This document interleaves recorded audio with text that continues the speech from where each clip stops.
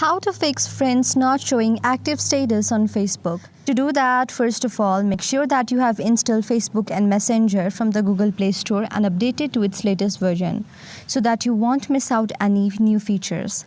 So you can open either Facebook or Messenger from here.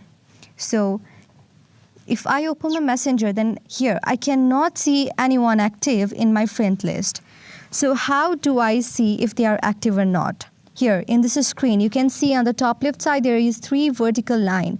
When I tap on it and again tap on the gear button, that is the button of settings, I will see the option of active status. And when I tap on it and open it, now go back, I can see my friends who are active at this certain time.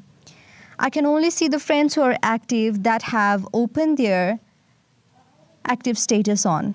If someone has make their active status off, then you cannot see if they are active or not. So yes, this is how you do it.